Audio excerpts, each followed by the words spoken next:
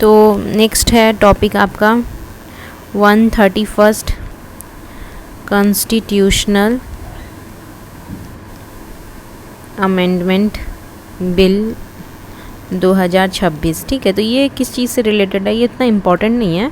ठीक है, इससे ज़्यादा इंपॉर्टेंट 106 कॉन्स्टिट्यूशनल अमेंडमेंट एक्ट है 2023। ठीक है, जो कि आपको नारी शक्ति वंदन अधिनियम के तहत वुमेन को 33% रिजर्वेशन को देने की बात है। ठीक है, तो ये आपका 131 के अंदर ये बोला गया है कि जो 106 कॉन्स्टिट्यूशनल अमेंडमेंट एक्ट 2023 है, ठीक है, इसको जल्दी से ऑपरेशनलाइज करना। ठीक है, मतलब कि 106 कॉन्स्टिट्यूशनल अमेंडमेंट एक्ट 2023 क्या बोलता है, ये बोलता है नारी शक्ति वंदन अधिनियम भी बोलते हैं हम इसको। ये पूछ सकता है कौन से एक्ट के तहत आया है, तो ये आप बोलोगे 106 कॉन्स्टिट्यूशनल अमेंडमेंट एक्ट 2023 के तहत आया, जिसमें 33 रिजर्वेशन वेमेन को देने की बात हुई है। ठीक है, अब ये आपका जो अधिनियम है इसको जल्दी लाने की बात थी, इसको जल्दी ऑपरेशनलाइज करने की बात है, तो वो 131 अमेंडमेंट एक्ट 2026 बोलता है। अब इसमें क्या था कि जो डिलिमिटेशन को फ्यूचर सेंसस के बजाय 2011 सेंसस पर आधारित करने का प्रस्ताव था कि भाई हम फ्यूचर सेंसस जो कि 2029 के जनरल इलेक्शन से पहले, ताकि मतलब जो भी 2029 से जनरल इलेक्शन से पहले जो विमेन है उनको रिजर्वेशन मिल जाए। ठीक है, अगर सेंसस हुआ तो फिर बहुत टाइम वेट करना पड़ जाएगा, तो वो वेट नहीं करना चाह रहे थे, तो इसीलिए वो चाह रहे थे कि जो 2029 में जो जनरल इलेक्शन होने वाला है उससे पहले हम विमेन को जो है रिजर्वेशन दे दें, तो वो इसीलिए 2011 के सेंसस के आधार पे करना चाह रहे थे। ठीक है, पहला तो ये था। दूसरा इनका था कि इन्होंने लोकसभा सीट को बढ़ाना था, 543 से 850 करना था। ठीक है, और तीसरा था कि कॉन्स्टिट्यूशनल आर्टिकल को अमेंड करना, जिसमें कि आर्टिकल 82 को डिलिमिटेशन प्रोविज़न को फास्ट ट्रैक करने के लिए, है ना, आर्टिकल 334A, आर्टिकल 82 है ना, और दूसरा था आर्टिकल 334A। तो ये दोनों आर्टिकल, जिसमें 334A में विमेन रिजर्वेशन का जो टाइमलाइन है उसको चेंज करना, मतलब कि उसको और जल्दी कर देना, मॉडिफिकेशन के लिए था। ठीक है, तो ये 3 प्रावधान था जिसको कि खारिज कर दिया गया कि 2011 के सेंसस पे कर दें हम डिलिमिटेशन को, हम 543 से 850 सीट्स बढ़ा दें, और आर्टिकल 82 और आर्टिकल 334A में संशोधन करना था। ठीक है, अब ये डिफीट क्यों हुआ, क्योंकि 16 अप्रैल 2026 को इंट्रोड्यूस होने के बाद 17 अप्रैल 2026 के लिए बिल लोकसभा में पास नहीं हो सका, क्योंकि इसे स्पेशल मेजोरिटी नहीं मिली, है ना। अब बिल के पक्ष में 298 वोट्स मिले, है ना, और बिल के अगेंस्ट में 230 वोट्स मिले। ठीक है, ये अगेंस्ट था, ये उनके सपोर्ट में था, जो कि कॉन्स्टिट्यूशनल अमेंडमेंट के लिए 2/3 प्रेजेंट एंड वोटिंग मेजॉरिटी से 54 वोट कम था। ठीक है, तो ये कॉन्स्टिट्यूशनल अमेंडमेंट के लिए इतना चाहिए, 2/3 प्रेजेंट एंड वोटिंग होना चाहिए, तो उससे 54 वोट्स कम थे। अब ये तो आप समझ रहे हो कि क्या था, है ना। तो बस यही चीज़ था कि उन्होंने नहीं माना, उन्होंने बोला कि भाई हम जो है इसका टाइमलाइन नहीं बदलेंगे। ठीक है, तो यही है। और नॉर्थ जो आपके सदर्न स्टेट्स हैं उनका हमेशा से कहना था कि उनको पॉपुलेशन कंट्रोल उन्होंने अच्छा किया है, अगर 2011 सेंसस पर डिलिमिटेशन को फास्ट ट्रैक किया गया तो नॉर्दर्न स्टेट जो है उनको ज़्यादा सीट मिलेगी और सदर्न स्टेट की जो पार्लियामेंट्री सीट है वो घट जाएगी। ठीक है, तो यही चीज़ के वजह से उनका भी नहीं मानना था इसमें। अब देखो नेक्स्ट, बस ये याद रखिएगा कि ये बिल किससे रिलेटेड है। फिर नेक्स्ट है एनसीईआरटी को ग्रांट किया गया है, granted status of deemed to be university, है ना। मिनिस्ट्री ऑफ एजुकेशन है, यूजीसी एक्ट 1956 सेक्शन 3 के तहत ये किया है। ठीक है, को इंस्टीट्यूशन को डीम्ड टू बी यूनिवर्सिटी का दर्जा दिया है। इसको deemed university under distinct category का स्टेटस मिला है, जो एक स्पेशलाइज्ड नेशनल रोल और एजुकेशनल रिसर्च ट्रेनिंग फोकस को रिकॉग्नाइज करता है। अब एनसीईआरटी को क्या क्या इसके अंदर पावर मिला है, ठीक है, ये इम्पोर्टेंट है ना। Deemed university under distinct category, ठीक है, ये एक पॉइंट हो गया। दूसरा है कि अब एनसीईआरटी और इसके 6 रीजनल इंस्टीट्यूट ऑफ एजुकेशन के पास खुद की academic degree, diplomas, doctorates confer करने की अथॉरिटी है ना, ये कर सकते हैं, डिग्री दे सकते हैं डिप्लोमा का एनसीईआरटी। और एनसीईआरटी के जो 6 रीजनल इंस्टीट्यूट्स हैं, रीजनल इंस्टीट्यूट्स एजुकेशन, वो क्या कर सकते हैं, एकेडमिक डिग्री दे सकते हैं, ठीक है, academic degree, diplomas and doctorates, ठीक है, ये सारी डिग्री प्रोवाइड कर सकते हैं, करने का अथॉरिटी। एनसीईआरटी अब खुद के ग्रेजुएट, पोस्ट ग्रेजुएट और डॉक्टरल कोर्स, रिसर्च प्रोग्राम्स और करिकुलम सेल्फ डिज़ाइन कर सकता है, ठीक है। एनसीईआरटी क्या कर सकता है, आपका ग्रेजुएट, पोस्ट ग्रेजुएट और doctoral courses, research programme and curriculum self design कर सकता है, ओके। तो ये इम्पोर्टेंट इसमें है। पहले ये एक ऑटोनोमस एडवाइजरी बॉडी थी जो कि 1961 में इस्टेब्लिश हुआ था एनसीईआरटी, ठीक है, as an autonomous advisory body, पर अब ये degree granting higher education institution की तरह वर्क करेगी, ओके। तो पहले क्या थी, ऑटोनोमस थी ये, अब ये डिग्री ग्रांटिंग हायर एजुकेशन की तरफ काम करेगी, ओके। तो ऑटोनोमस बॉडी 1961 में इस्टेब्लिश हुई थी। फिर ये आपका plastic waste management amendment rule 2026, ठीक है। तो इसमें इम्पॉर्टेंट पॉइंट ये है कि आपका पहला कि इसमें मिनिस्ट्री कौन सा है, तो ये MOEFCC है, ठीक है, ministry of environment, forest and climate change. फिर दूसरा पॉइंट है कि ये रूल इन्वायरमेंट प्रोटेक्शन एक्ट 1986 के तहत नोटिफाई किए गए हैं, ठीक है। कौन से, इन्वायरमेंट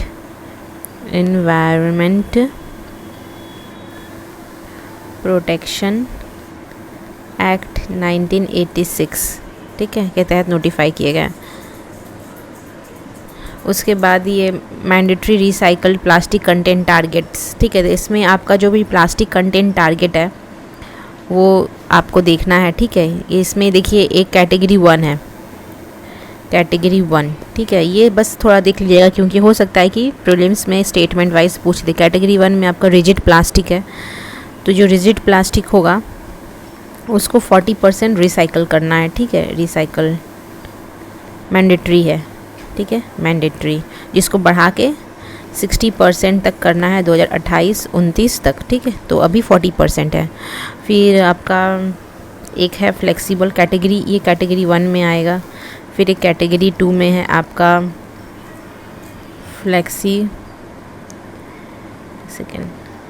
कैटेगरी 2 में है आपका फ्लेक्सिबल प्लास्टिक्स, इसको आपको 10% रिसाइकल करना है, 10% रिसाइकल है ना। और कैटेगरी 3 में आपका है मल्टी लेयर्ड, ठीक है, मल्टी लेयर्ड प्लास्टिक, जिसको आपको 5% करना है, ठीक है।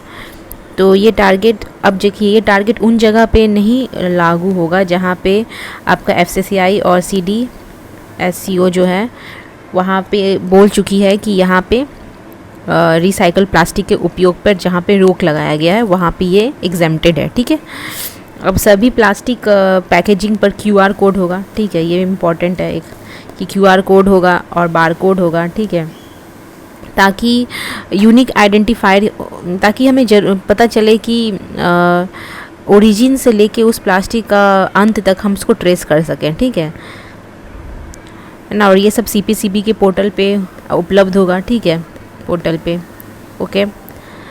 अब अगर कोई एंटिटी अपना एनुअल टारगेट पूरा नहीं कर पाती है तो उसको टारगेट अप टू 3 इयर्स के लिए कैरी फॉरवर्ड किया जा सकता है। बस कंडीशन ये है कि हर साल कम से कम वो 1/3 बैकलॉग अपना जो है क्लियर करती रही हो, ठीक है। तो 3 इयर्स तक इसमें पेनल्टी नहीं है, इसमें 3 इयर्स तक उनको कैरी फॉरवर्ड किया जाएगा, ताकि, लेकिन बस यही है कि वो अपना 1/3 कम से कम बैकलॉग क्लियर करे, ठीक है। टैरिफ्स और टारगेट एक्सीड करने वाली कंपनीज़ को अपना एक्स्ट्रा क्रेडिट दूसरी कंपनी को बेच सकती है ना। अगर कोई मान लो ज़्यादा जितना अमाउंट है उससे ज़्यादा अगर रिसाइकिल कर रही है तो उनके पास अपना क्रेडिट आएगा, तो वो क्रेडिट जो है ट्रेड कर सकती है, ठीक है, दूसरी कंपनी को बेच सकती है। तो ट्रेडेबल प्लास्टिक सर्टिफिकेट्स, ठीक है, प्रोवाइडेड होगा इसमें। तो ये इम्पॉर्टेंट पॉइंट है। तो ये सारा चीज़ें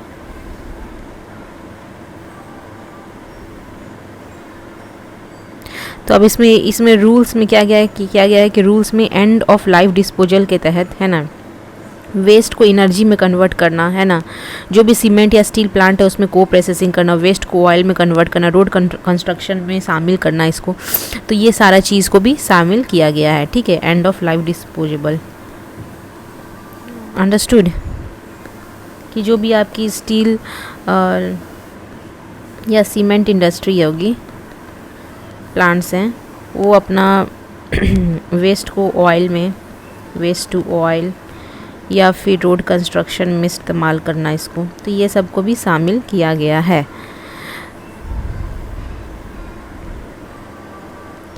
अर्बन लोकल बॉडीज़ हो, चाहे ग्राम पंचायत हो या डिस्ट्रिक्ट पंचायत को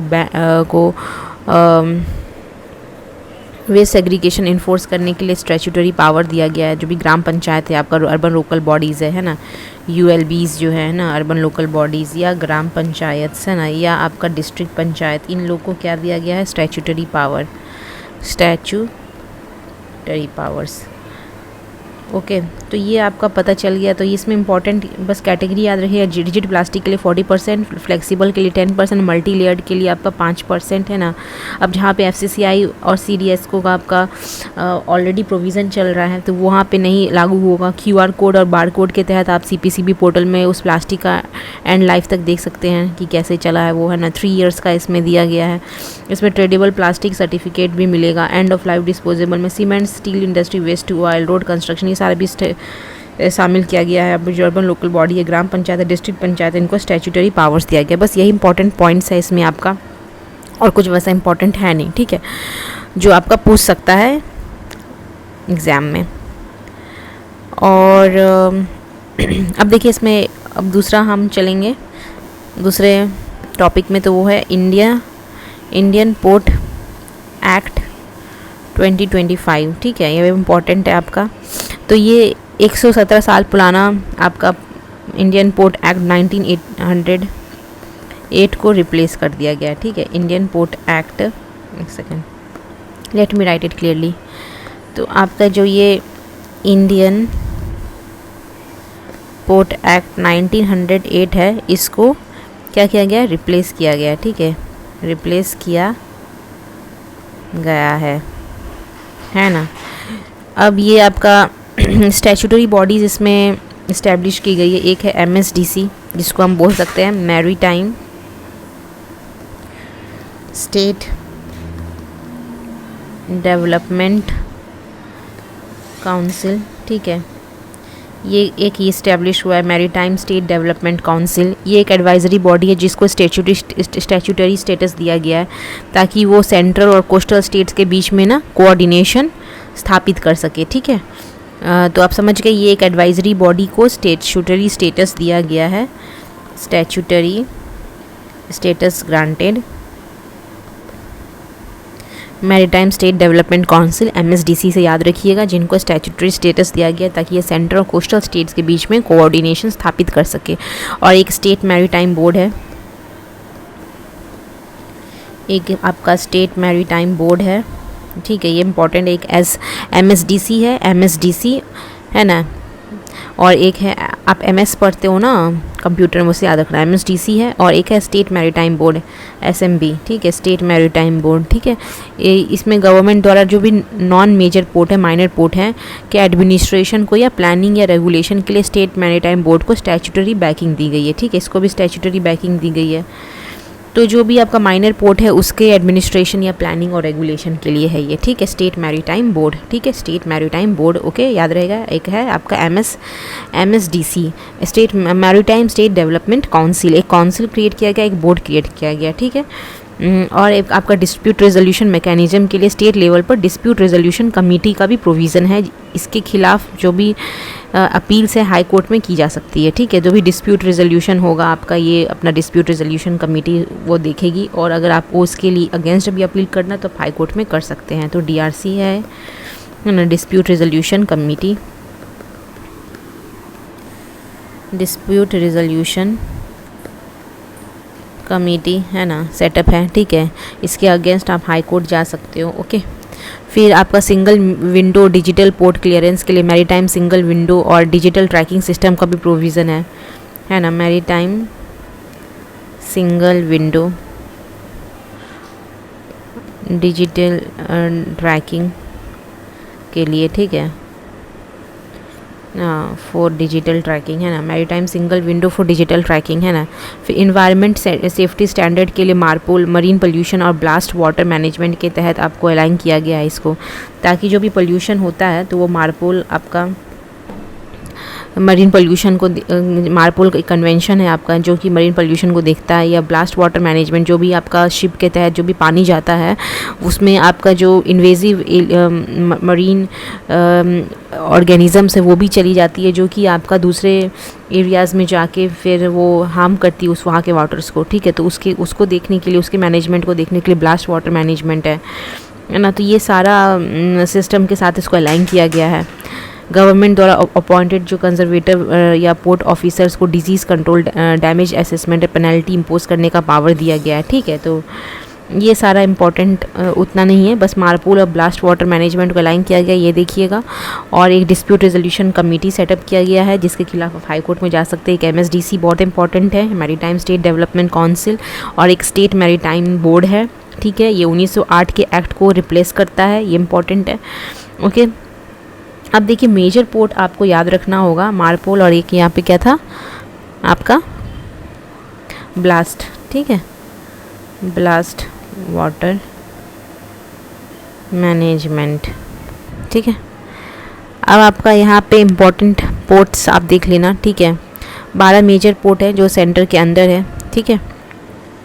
अब वो मैं पोर्ट आपको बता देती हूँ जो इम्पोर्टेंट है याद करना एग्ज़ाम के लिए, है ना आपका।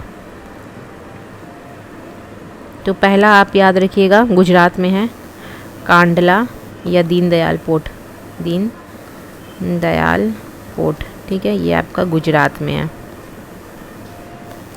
ओके। ये आपका टाइडल पोर्ट है और एक मेजर हब है क्रूड ऑयल के लिए, केमिकल्स के लिए। ये लार्जेस्ट वॉल्यूम ऑफ कार्गो को हैंडल करता है इंडिया में, ठीक है। तो टाइडल पोर्ट, ठीक है, ये टाइडल पोर्ट है। अब एक है आपका मुंबई में पोर्ट, ठीक है, मुंबई पोर्ट है ना। ये आपका लार्जेस्ट नेचुरल पोर्ट है ना, largest natural port, largest natural port in India, handle significant portion of bulk and general cargo, ठीक है। एक है आपका JNPT पोर्ट, JNPT पोर्ट, ठीक है, ये महाराष्ट्र में है। ये भी आपका लार्जेस्ट कंटेनर पोर्ट है, इंडिया का लार्जेस्ट कंटेनर पोर्ट है ना। फिर एक है आपका मर्मुगांव पोर्ट है ना, जो गोवा में है, मर्मुगांव। देखो यहाँ पे गाँव है, गाँव से आप गोवा याद रखिएगा, ठीक है, मर्मुगांव पोर्ट। ये आपका आयरन ओर एक्सपोर्टिंग पोर्ट है, situated at the entrance of जुआरी ईश्वरी, ठीक है। तो आयरन और एक्सपोर्टिंग पोर्ट है, ठीक है। ये कहाँ है, जुआरी ईश्वरी में के एंट्रेंस में सिचुएटेड, ऐसे आ जाता है आपका MCQ में, ठीक है। न्यू मंगलोर पोर्ट, ठीक है, ये कहाँ है आपका मंगलोर पोर्ट। तो ये आपका कर्नाटका में है, ठीक है, कर्नाटका। ये आपका, इसको हम लोग गेटवे ऑफ कर्नाटका भी बोलते हैं, ठीक है, याद रहेगा, गेटवे ऑफ कर्नाटका लिख देगा, Mangalore port, gateway of Karnataka किसको बोलते हैं, तो मैंगलोर पोर्ट को, ठीक है, गेटवे ऑफ कर्नाटका, ओके। फिर आपका है कोची, कोची पोर्ट, क्या लिख रही हूँ मैं, कोची पोर्ट, ये है आपका केरला में, ठीक है, केरला में। ये आपका लोकेटेड ऑन विलिंगडोन आइलैंड, ठीक है। अब आपका एक है टूटीकोरिन पोर्ट, ये आपका तमिलनाडु में है, ठीक है। ये एक आर्टिफिशियल डीप सी पोर्ट है,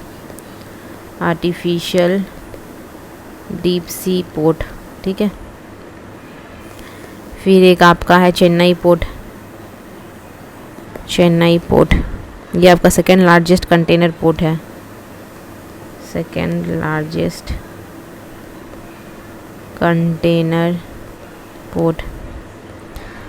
लार्जेस्ट। इंडिया का लार्जेस्ट कंटेनर पोर्ट कौन है? तो मैंने आपको भी बताया था JNPT है ना, महाराष्ट्र का, और ये सेकेंड लार्जेस्ट कंटेनर पोर्ट है चेन्नई पोर्ट, ठीक है। फिर आपका एन्नौर, ठीक है, एन्नौर है ना, एन्नौर आपका तमिलनाडु में है, ठीक है, तमिलनाडु में। एक आपका टूटीकोरिन तमिलनाडु में था, एक है एन्नौर है ना। Tuticorin deep sea, artificial deep sea port है, ये इंडिया का पहला कॉर्पोरेटाइज्ड मेजर पोर्ट है, ठीक है, कॉर्पोरेट के द्वारा पहला मेजर पोर्ट है ये एन्नौर का, ठीक है। India's first corporatized major port. देखिए एक याद रखिएगा, ये artificial deep sea port Tuticorin का और इन्नौर का कॉर्पोरेट पोर्ट, ठीक है। विशाखापट्टनम आपका deepest land locked and protected port है, ठीक है, deepest land locked and protected port. एक सेकेंड, विशाखापट्टनम,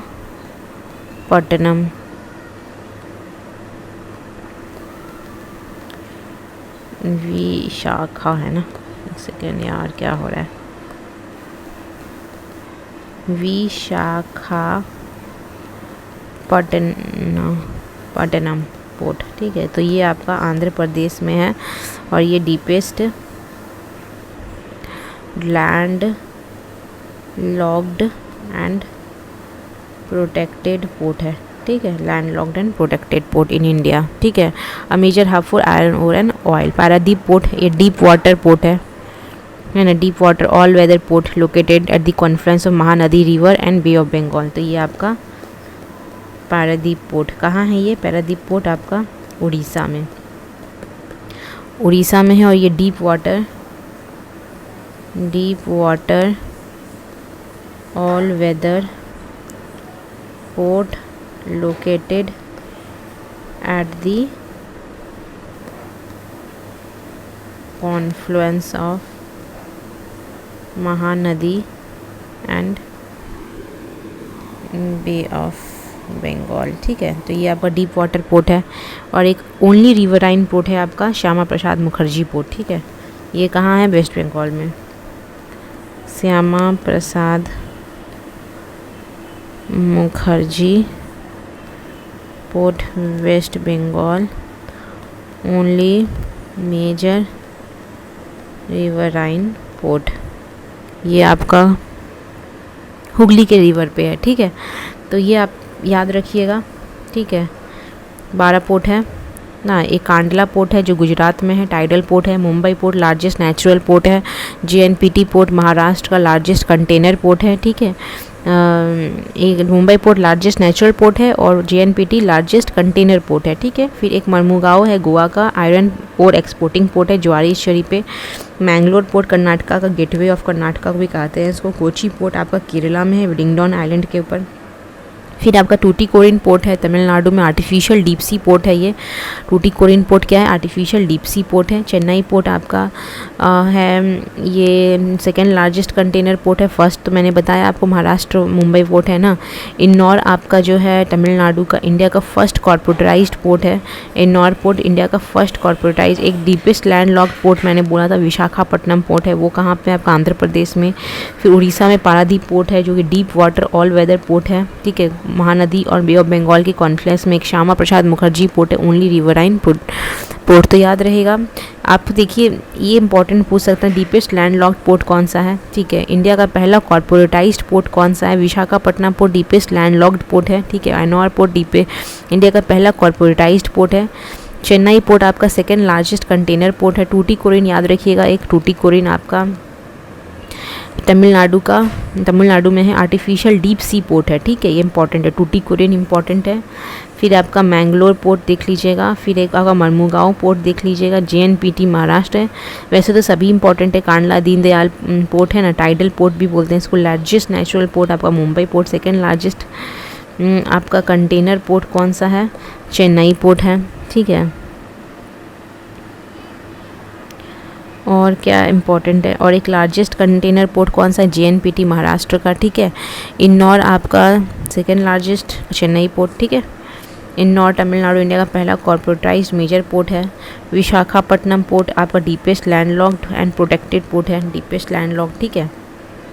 पारादीप उड़ीसा का, ठीक है, deep water all weather port. Shyama Prasad West Bengal only riverine project. तो ये आपका हो गया पोर्ट से रिलेटेड जो भी क्वेश्चन आ सकता है ना। अब नेक्स्ट टॉपिक है इंडिया का पहला नेशनल काउंटर टेररिज्म पॉलिसी, ठीक है, प्रहार, ये इम्पोर्टेंट है। अब प्रहार क्या है, ठीक है, प्रहार इंडिया का पहला नेशनल काउंटर टेररिज्म पॉलिसी है। India's first national counter terrorism policy, okay, ये आपका प्रहार है, ठीक है। अब ये आपका मिनिस्ट्री ऑफ होम अफेयर्स के द्वारा इस पॉलिसी को रिलीज़ किया गया है, कब, 23 फरवरी 2026 को, ठीक है, याद रहेगा 23 फरवरी 2026 को। ये पॉलिसी हाल के सिक्योरिटी कंसर्न, जैसे कि आपका अप्रैल 2025 में पहलगाम टेरर अटैक हुआ था ना, अप्रैल 2025 में कौन सा अटैक हुआ था, पहलगाम का, ठीक है। तो ये जो पहलगाम अटैक हुआ उसके बाद लाया गया ताकि जो भी terrorism, terror financing, radicalisation, cyber attack, drone threat या क्रिटिकल इंफ्रास्ट्रक्चर पर होने वाले जो भी अटैक है उससे निपटने के लिए एक यूनिफॉर्म, कोऑर्डिनेटेड और टेक्नोलॉजिकली अवेयर फ्रेमवर्क होना चाहिए ताकि हमको पता रहे कि हम कैसे इसे निपटेंगे, ओके। तो अब ये आपका थ्रेट डोमेन किसको किसको कवर करता है, एक लैंड है, एयर है, वाटर है, साइबर डोमेन, सारे डोमेन को ये जितने भी टेररिस्ट थ्रेट से फेस करते हैं उनको सारे को कवर करता है। अब जो भी क्रिमिनल हैकर होते हैं साइबर थ्रेट के लिए, नेशनल स्टेट से, दूसरे देश से जो अटैक करते हैं, चाइना का आप सुनते होंगे, ईरान का सुनते होंगे, अटैक करते हैं, ठीक है, तो जो इंडिया को टारगेट करते हैं उनसे निपटने के लिए क्रॉस बॉर्डर या जिहादी ग्रुप्स जो भी होते हैं आपके, ठीक है, उनको लिए है, अलकायदा या ISIS ग्रुप वाले लोग जो होते हैं, ठीक है। अब इसमें एक इम्पॉर्टेंट है CBRNED थ्रेट, ठीक है, ये पूछ सकता है कि क्या है CBRNED थ्रेट, ठीक है। तो ये CBRNED का फुल फॉर्म क्या है, तो C से केमिकल, ठीक है, B से आपका बायोलॉजिकल, R से आपका रेडियोलॉजिकल, रेडियोलॉजिकल है ना, और आपका N से न्यूक्लियर, E से आपका एक्सप्लोसिव एंड D से डिजिटल, ठीक है। तो ये सारा जो भी है उससे निपटने के लिए chemical, biological, radiological, digital and explosive and digital, तो CBRNED याद रहेगा आपको। अब इससे निपटने के लिए और साथ साथ जो भी आपका ड्रोन सिस्टम पे मिसयूज होता है उससे अलर्ट किया गया है इसको, ठीक है। अब प्रहार क्लियर करता है कि इंडियन टेररिज्म को किसी स्पेसिफिक रिलीजन, एथनिसिटी या नेशनलिटी या सिविलाइजेशन से लिंक नहीं करना चाहिए, ये न्यूट्रल स्टैंड पे काम करेगा, ठीक है। तो अब ये बस इम्पॉर्टेंट इसमें है कि 23 फरवरी 2026 को ये लॉन्च किया गया, इंडिया का पहला नेशनल काउंटर टेररिज्म पॉलिसी है जो कि सारे एरिया को कवर करता है। इसमें CBRNED थ्रेट के बारे में, केमिकल, बायोलॉजिकल, रेडियोलॉजिकल, न्यूक्लियर और आपका एक्सप्लोसिव एंड डिजिटल से रिलेटेड जितना भी थ्रेट है, साथ साथ में जो ड्रोन का मिसयूज़ करते हैं उनसे रिलेटेड थ्रेट जो भी है उनको ये कैटर करता है। और प्रहार एक न्यूट्रल स्टैंड पे है, ठीक है, ये कोई आपके एथनिसिटी या इसको नहीं नेशनलिटी से लिंक नहीं होता है, ठीक है। तो ये बस इम्पॉर्टेंट है। इसमें प्रधानमंत्री ग्राम सड़क योजना, ठीक है, ये इम्पॉर्टेंट टॉपिक है। प्रधान मंत्री ग्राम सड़क योजना। ठीक है, तो ये लॉन्च कब किया गया था? तो ये आपका लॉन्च हुआ था, ये बस यही इंपॉर्टेंट है इसमें, 25 दिसंबर 2000 को, है ना। और इसका ऑब्जेक्टिव था कि जो भी अनकनेक्टेड रूरल हैबिटेशन को है all weather road connectivity provide करना। ठीक है, तो बस इसमें यही इंपॉर्टेंट है कि 2000 को लॉन्च किया गया था। ये सेंट्रली स्पॉन्सर्ड फिर से न्यूज़ में है, इसीलिए आप देख लीजिए इसका कि लॉन्च डेट कब है। ठीक है, सेंट्रली स्पॉन्सर्ड स्कीम है और ऑल वेदर रोड कनेक्टिविटी, ताकि जो भी अनकनेक्टेड रूरल है हैबिटेशन है उनको कनेक्ट करना। ठीक है, तो बस ये इंपॉर्टेंट है और मिनिस्ट्री ऑफ रूरल डेवलपमेंट के अंदर आता है, रूरल से रिलेटेड, इसलिए मिनिस्ट्री ऑफ रूरल डेवलपमेंट के अंदर आएगा। ठीक है, बस इतना ही पॉइंट इसमें इंपॉर्टेंट है। 2000 को 25 दिसंबर 2000 को लॉन्च किया गया है, 25 दिसंबर 2000 को ये लॉन्च किया गया, याद रहेगा डेट। उप्स, ठीक है, ये याद रहेगा। और आपका क्या इम्पोर्टेंट है इसमें,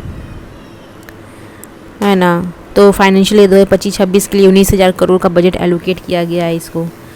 2025-26 में कितना का? 19,000 करोड़ का। ठीक है, इसको बजट एलोकेट किया गया है प्रधानमंत्री ग्राम सड़क योजना को। फेज़ 3 का कंप्लीशन टाइमलाइन प्लान किया गया है मार्च 2028 को। ठीक है, फेज़ 3 का 2028 को प्लेन एरियाज़ के लिए, और आपका हिली एरियाज़ के लिए 2029 तक। ठीक है, अब देखिए ये हो गया ख़त्म, बस 25 दिसंबर याद रखिएगा 2000 को लॉन्च किया गया। अब नेक्स्ट टॉपिक है एज बेस्ड रिस्ट्रिक्शन, है ना, age based social media restriction, है ना। तो ये आपका कर्नाटका ने किया है एक, है ना, कर्नाटका। इन्होंने अपने 2026 के बजट में बोला है कि 16 साल 16 ईयर्स से जो भी कम लोग के उम्र के बच्चे हैं उनके लिए सोशल मीडिया बैन कर दिया गया कर्नाटका में। और एक है आंध्र प्रदेश में 13 ईयर्स से कम के बच्चों के लिए बैन है। ठीक है, और ग्लोबल में आपका ऑस्ट्रेलिया है ना। ग्लोबली अगर देखा जाए तो ऑस्ट्रेलिया ने ऑनलाइन सेफ्टी अमेंडमेंट एक्ट 2024 के तहत 16 साल से कम उम्र के बच्चों के लिए स्ट्रिक्ट रिस्ट्रिक्शन लगाया है। ठीक है, और कॉन्स्टिट्यूशनल प्रोविज़न, जैसे इसमें आपका जो कॉन्स्टिट्यूशनल प्रोविज़न है, कॉन्स्टिट्यूशनल प्रोविज़न मतलब जो भी आपका आर्टिकल्स है कॉन्स्टिट्यूशन में, वो किस किस आर्टिकल को अफेक्ट करता है। एक है आपका आर्टिकल 19(1)(a), ठीक है, जो कि आपका फ्रीडम ऑफ क्या है, फ्रीडम ऑफ स्पीच है। ठीक है, दूसरा है एक आर्टिकल आपका 19(2), है ना, ये आपका रीज़नेबल रिस्ट्रिक्शन है ना, कि कौन कौन से के तहत आप रीज़नेबल रिस्ट्रिक्शन लगा सकते हैं अपने आर्टिकल में, है ना।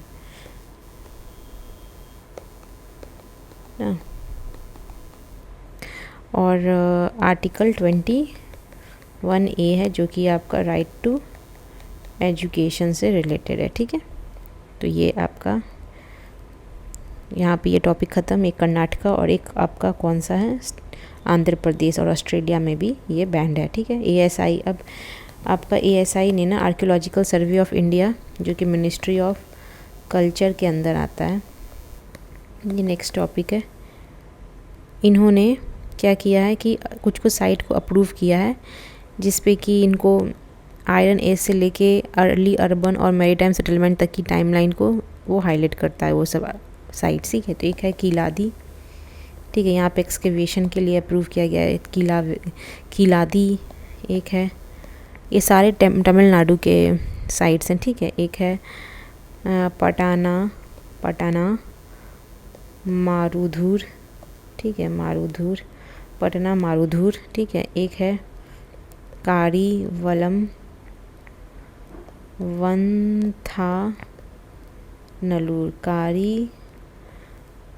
वंथानलूर। ठीक है, एक है मानिकोलाई, एक है वेलालोर, एक है तेलंगानूर मंगवादू, ये सारे साइट हैं। तो हमारा नेक्स्ट टॉपिक है डिफेंस फोर्सेस विज़न 2047। ठीक है, तो ये डिफेंस फोर्सेस विज़न 2047 ये राजनाथ सिंह द्वारा जो है डिफेंस मिनिस्ट्री जो है उनके द्वारा एक रोड मैप तैयार किया गया है। ठीक है, अब इसमें इन्होंने 2025 को ईयर ऑफ रिफॉर्म घोषित किया, ठीक है। इन्होंने 3 फेज़ के बारे में बताया है जो कि इम्पोर्टेंट है। एक है एरा ऑफ ट्रांजिशन, ठीक है, याद रखिएगा, एरा ऑफ ट्रांजिशन जो कि 2030 तक रहेगा। इसमें हम क्या करेंगे कि हम इस फेज में इंडिजीनियस टेक्नोलॉजी को अडॉप्ट करेंगे, है ना। अडॉप्ट करेंगे क्या, इंडिजीनियस टेक्नोलॉजी, जैसे कि आपका ड्रोन्स हो गया एंड सर्विलांस पे ध्यान देंगे हम, ठीक है, सर्विलांस पे, है ना। फिर हम क्या करेंगे कि हम अपना फाउंडेशन को स्ट्रॉन्ग बनाएंगे, है ना। Foundation, it Lay's the foundation for large institutional reform, है ना। एक फाउंडेशन बनाएंगे ताकि हमारा जो लार्ज इंस्टीट्यूशनल रिफॉर्म किया जा सके, लार्जर इंस्टीट्यूशनल रिफॉर्म, है ना, foundation for larger institutional reform, ठीक है। तो ये आपका फाउंडेशन बनेगा। फिर दूसरा होगा हमारा एरा ऑफ कंसोलिडेशन, ये हमारा 2030 से 40 तक रहेगा। इसमें हमारा होगा मेन फोकस की डिपेंड करना है हमें, डीपेंड इंटीग्रेशन करना है, किसका, depend integration of cyber and space capabilities, cyber and space capabilities, ताकि आपका जो भी स्पेस से रिलेटेड या आपका फ्यूचर में जो भी आपका साइबर से रिलेटेड अटैक हो तो उससे हम अवेयर हो सकें, उसके लिए हम तैयार हो सकें। तो हम यहाँ पे इंटीग्रेट करेंगे चीज़ों को, हम यहाँ पे ऑपरेशनलाइज करेंगे layered air and missile defence system को, है ना। ऑपरेशनलाइज करेंगे layered air and missile defence system को, इन सारी चीज़ों को भी हम स्ट्रॉन्ग करेंगे, डिफेंस से रिलेटेड एयर और मिसाइल सिस्टम को, ठीक है। हम फंक्शनल बनाएंगे अपने डिफेंस के रिफॉर्म्स को, ना कि एस्पिरेशनल बनाएंगे, ठीक है। एस्पिरेशनल से ज़्यादा फंक्शनल होना चाहिए। फिर हमारा थर्ड होगा एरा ऑफ एक्सेलेंस, है ना। एरा ऑफ एक्सेलेंस में हमारा क्या फोकस होगा, ये हमारा 2040 से 2047 तक रहेगा, ना। तो इसमें हमारा फोकस रहेगा कि हम फाइनल फेज़ में हैं, यहाँ पे हमारा ग्लोबल हम जो है सेल्फ रिलायंट, ठीक है। सेल्फ रिलायंट मतलब हम खुद ही से अपना सारा जो भी मिलिट्री का चीज़ें हैं उसको हम बना सकें, ठीक है। टेक्नोलॉजिकली हम एडवांस हों, टेक्नोलॉजिकली एडवांस्ड, है ना। फिर हम कॉम्बैट रेडी हों, ठीक है। फिर हमारा विज़न होगा कि मिलिट्री एक्सेलेंस को हम इंटीग्रेट करें, इंटीग्रेट विथ नेशनल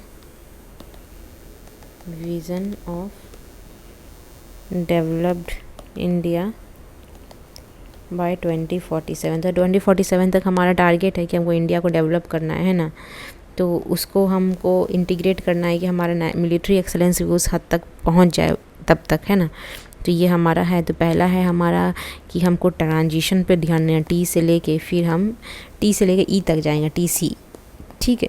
एक्सेलेंस में तो हम पूरा एकदम एक्सेलेंस हो जाएंगे। तो ट्रांजिशन करेंगे जहाँ पे हम अपनी इंडिजीनियस चीज़ों को अडॉप्ट करेंगे रैपिड तरीके से, ताकि हम जो भी ड्रोन्स है, सर्विलांस है, उसको स्ट्रॉन्ग कर सकें। फिर हम कंसोलिडेट पे ध्यान देंगे कि जो भी साइबर स्पेस से रिलेटेड चीज़ें हैं उसको हम और डीप इंटीग्रेट करें अपने सिस्टम में, और हम लेयर्ड मिसाइल डिफेंस सिस्टम को ऑपरेशनलाइज करें। हम फोकस करें कि हमारा जो सिस्टम है वो फंक्शनल हो, ना कि सिर्फ एस्पिरेशनल हो। एक्सेलेंस पे ध्यान देंगे जहाँ पे हम फुल्ली इंटीग्रेट करेंगे, सेल्फ रिलायंट होंगे ऑल डोमेन मिलिट्री फोर्सेस में, हम टेक्नोलॉजिकली एडवांस होंगे, कॉम्बैट रेडी होंगे, ठीक है। हमारा विज़न जो होगा मिलिट्री एक्सेलेंस का वो डेवलप इंडिया विज़न से इंटीग्रेट होगा 2047 से, ठीक है। तो ये हमारा टारगेट है, ठीक है। तो TCE याद रहेगा, TCE। अब हमारा दूसरा है, इसमें एक सेकेंड, अब हमारा दूसरा टॉपिक है ज्ञान भारतम नेशनल मैन्युस्क्रिप्ट सर्वे, ठीक है। तो देखिए जितना मैं करवा रही हूँ ना वही इम्पोर्टेंट है, और उसमें कुछ आएगा नहीं, ठीक है। तो आपको इतना टेंशन लेने की ज़रूरत नहीं है। ज्ञान भारतम नेशनल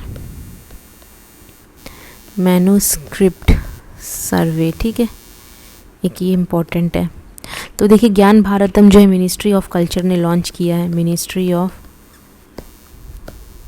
कल्चर ने, ठीक है, ये याद रहेगा, मिनिस्ट्री ऑफ कल्चर। अब इससे क्या क्या इम्पोर्टेंट पॉइंट है देखिए। तो पहला है कि ये एक पहला कॉम्प्रिहेंसिव नेशनल मैपिंग है, किस चीज़ से रिलेटेड, मैन्युस्क्रिप्ट से रिलेटेड, क्योंकि मैन्युस्क्रिप्ट सर्वे है तो मैन्युस्क्रिप्ट से रिलेटेड है। तो जितना भी मैन्युस्क्रिप्ट हुआ है उनका हमको सर्वे करना है, ठीक है ना, मैन्युस्क्रिप्ट का उनका एक रिपोजिटरी बनाना है, ठीक है, मैन्युस्क्रिप्ट रिपोजिटरी बनाना है, ताकि हमको जो भी है हम डॉक्यूमेंट को प्रिपेयर कर सकें, कलेक्ट कर सकें, प्रिजर्व कर सकें, डिजिटलाइज कर सकें, ठीक है। जब ज़रूरत पड़े तो हम उसको आराम से उसको उपलब्ध करवा सकें, इसीलिए हम उसको क्या करेंगे, जियो टैग करेंगे, है ना। The survey is a nation wide exercise aimed at identifying manuscript repository across India and preparing a geo tag national inventory of manuscript presence, ठीक है। तो सारे लोग जितने भी मैन्युस्क्रिप्ट उनको जियो टैग करेंगे, ताकि जब हमको ज़रूरत पड़े तो हमें वो आसानी से मिल सके। तो ये क्रिएट करेगा manuscript presence map across the districts and states की, ये स्टेट का, ये डिस्ट्रिक्ट का ये मैन्युस्क्रिप्ट है, ठीक है। तो इस तरह से यही बात है बस ज्ञान भारतम में कि हमको क्या करना है। तो जियो टैग्ड, एक सेकेंड, तो क्या करना है, geo tagged national inventory of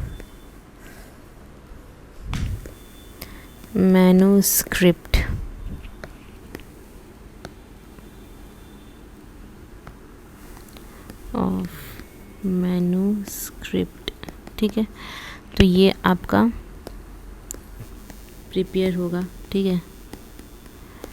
उसके बाद एक ये हेल्प करेगा मैन्युस्क्रिप्ट प्रेजेंस मैप बनाने में, डिजिटलाइज करने में, प्रिजर्व करने में, ठीक है। तो ये आपको बस यही है इसमें, ठीक है, और कुछ है नहीं वैसा। जल जीवन मिशन, अब जल जीवन मिशन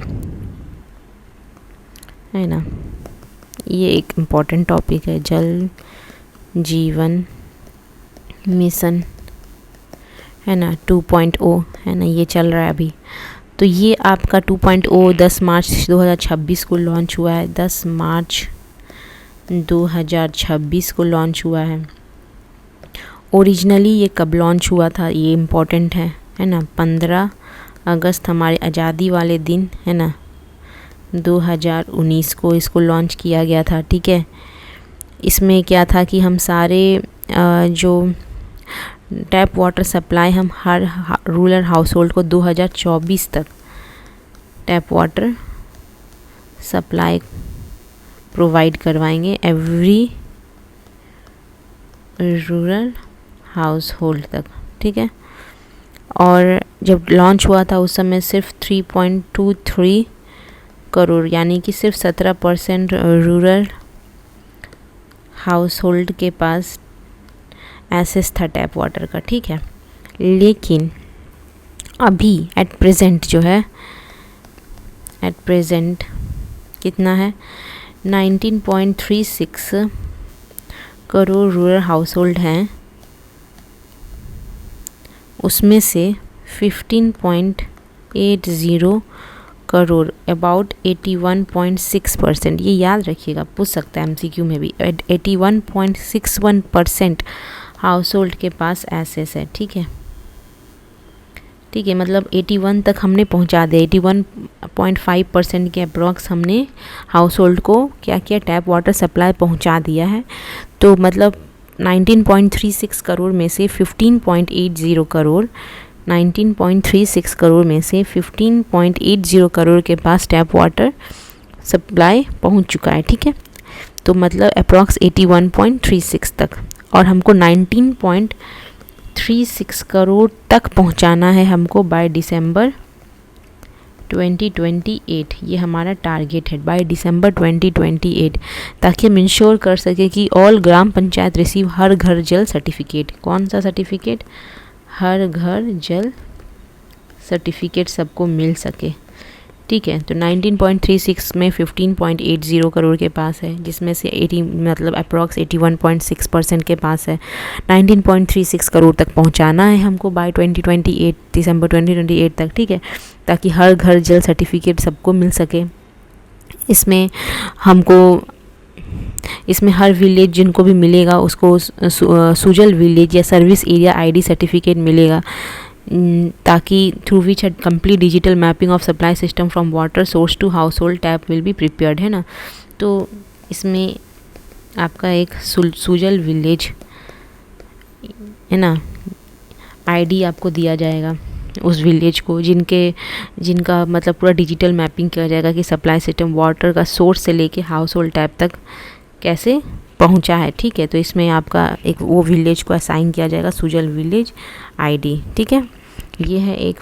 और एक आपका इसमें जल अर्पण इनिशिएटिव है, ताकि ट्रांसपेरेंसी हो, अकाउंटेबिलिटी हो, एक्टिव पार्टिसिपेशन हो Gram Panchayat village water and sanitation committee का ना, किसके तहत, जल अर्पण इनिशिएटिव के तहत। इसमें आपका जितने भी ग्राम पंचायत हैं, विलेज वाटर और सैनिटेशन कमेटी हैं, सारे लोग इंश्योर करेंगे, अकाउंटेबल होंगे कि वाटर्स जो है आपका पहुंच रहा है टैप वाटर उस विलेज में। तो और फिर जल उत्सव भी मनाया जाएगा इसके तहत, है ना, जल उत्सव, ताकि कम्युनिटी पार्टिसिपेशन को स्ट्रेंथन किया जा सके। तो ये एक सुजल विलेज आईडी दिया जाएगा उस विलेज को। जल अर्पण इनिशिएटिव होगा जिसमें पंचायत, ग्राम पंचायत सारे लोग पार्टिसिपेट करेंगे, इंश्योर करेंगे कि वहाँ पे टैप वाटर कनेक्शन पहुँच रहा है। जल उत्सव बनाया जाएगा ताकि कम्युनिटी पार्टिसिपेशन हो। तो ये सारा चीज़ है इसके तहत। तो आपको याद रहेगा 15 अगस्त 2019 और एक है अभी 10 मार्च 2026, ठीक है। अब हमारा पीएम राहत स्कीम, पीएम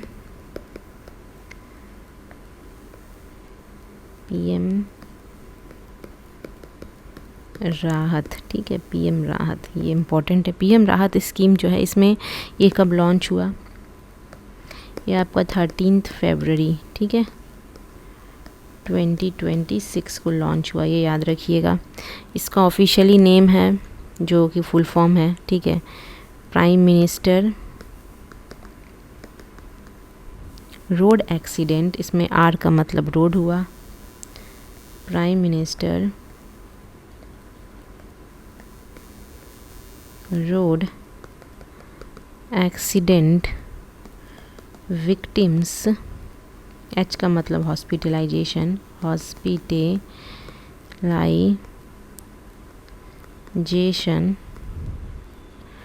एंड एश्योर्ड, ए का मतलब एश्योर्ड ट्रीटमेंट, ठीक है, याद रहेगा। तो इसी को हम पीएम राहत कहते हैं स्कीम। तो रोड एक्सीडेंट, आर मतलब रोड, ए मतलब accident, victims, road accident victims, H मतलब हॉस्पिटलाइजेशन, ए मतलब आपका यहाँ पे एश्योर्ड ट्रीटमेंट है, ठीक है, hospitalisation and assured treatment, hospitalisation and assured treatment scheme, ठीक है। अब इसके तहत ये आपका ये स्टैट्यूटरी प्रोविज़न है किसके अंदर, section 162 of motor vehicle act 1988 के तहत, ठीक है।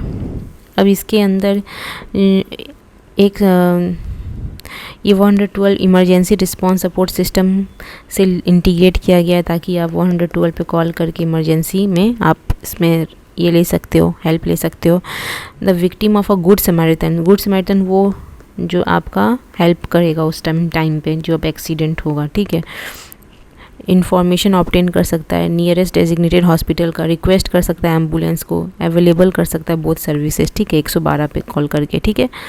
और इसमें आपको 1.5 लाख मिलेगा जो कि विक्टिम होंगे, है ना, जिनको चोट लगी होगी, ताकि उनको ट्रीटमेंट हो सके, जो कि अप्लीकेबल होगा मैक्सिमम 7 पीरियड तक, 7 पीरियड बोल रहे हैं सॉरी, जो कि अप्लीकेबल होगा मैक्सिमम 7 डेज तक, ठीक है, from the date of accident and it will apply to all types of road accident, okay. तो ये हो गया आपका 1.5 लाख, 112 इमरजेंसी में कॉल कर सकते हैं, सारे इन्फॉर्मेशन ले सकते हैं, जो आपका हेल्प करेंगे उनको कहा गया है गुड समैरिटन, ठीक है। और ये आपके जो राहवीर भी, जिनको हम राहवीर भी बोलेंगे, राहवीर, ठीक है, और ये आपका section 162 of motor vehicle act 1988 के तहत हुआ है ना। 13 फरवरी 2026 को ये लॉन्च किया गया है स्कीम, किसके द्वारा? प्रधानमंत्री नरेंद्र मोदी जी द्वारा। अब ये विस्तार स्कीम है एक आपका, ठीक है। नेक्स्ट टॉपिक है विस्तार, विस्तार स्कीम। तो विस्तार स्कीम में आपका क्या है कि ये AI powered agricultural digital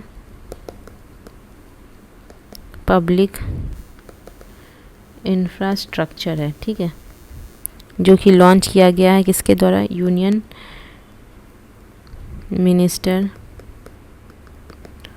of agriculture and farmer welfare के द्वारा, ठीक है, एग्रीकल्चर एंड फार्मर वेलफेयर के द्वारा, जो कि है शिवराज सिंह चौहान, ठीक है। अब ये एक विस्तार एक सिंगल डिजिटल गेटवे है, ताकि मतलब एक तरह से आप बोल सकते हो जैसे चैटबॉट होता है वही है, जिसमें आप जितना भी फार्मर इंफॉर्मेशन है वो ले सकते हैं। फार्मर कैन गेट इन्फो, ठीक है, इंफॉर्मेशन अपने ही लैंग्वेज में, ठीक है। जैसे भी उनको कोई भी प्रॉब्लम हुआ है ना, तो वो अपने ही लैंग्वेज में इंफॉर्मेशन ले सकते हैं। और ये आपका स्टार्ट हुआ है अभी हिंदी और इंग्लिश में स्टार्टिंग है, बाकी सारे लैंग्वेज को ये कवर करेगा, है ना। तो ये फार्मर्स के लिए, फार्मर्स अपने फार्मिंग से रिलेटेड जो भी इंफॉर्मेशन है वो ले सकते हैं इससे, ठीक है। अब विस्तार कब लॉन्च हुआ, ठीक है, ये इम्पोर्टेंट है। तो ये लॉन्च हुआ आपका 17 फरवरी 2026 को। 13 फरवरी को कौन लॉन्च हुआ था? राहत स्कीम। ये 17 फरवरी 2026 को लॉन्च हुआ है, ठीक है, याद रहेगा। 17 फरवरी 2026 को लॉन्च हुआ है। और 10 मार्च 2026 10 मार्च वाला तो इम्पोर्टेंट नहीं है, फिर और कौन इम्पोर्टेंट है? हाँ, प्रहार हमने पढ़ा था ना। प्रहार देखो, प्रहार पढ़ा था। प्रहार क्या था? नेशनल काउंटर टेररिज्म पॉलिसी था, वो आपका 23 फरवरी 2026 को लॉन्च हुआ। फिर हमने राहत पढ़ा है ना। राहत आपका 14 फरवरी से जस्ट एक दिन पहले ना, याद रहेगा आपको, 13 फरवरी 2026 को लॉन्च हुआ। फिर हमने पढ़ा, फिर हमारा और विस्तार पढ़ा, ठीक है। विस्तार स्कीम वो कब लॉन्च हुआ है? 17 फरवरी को 2026 को। तो ये याद रहेगा, है ना। फिर एक हमने पढ़ा था जल जीवन मिशन, वो हमारा 10 मार्च को लॉन्च हुआ था 2026 को 2.0, और ऐसे वो 15 अगस्त 2019 को लॉन्च हुआ है, ये याद रहेगा, है ना। अब याद रखिए उड़ान, ठीक है। उड़ान आपका वैसे तो लॉन्च हुआ है अक्टूबर 2016 में, ठीक है, ये याद रखना है आपको। लेकिन उड़ान के लिए फिर मार्च 25 2026 को इसको अप्रूव किया गया है, ताकि ये इम्प्लीमेंट कनेक्ट कर सके रीजनल कनेक्टिविटी को, है ना। और ये इसका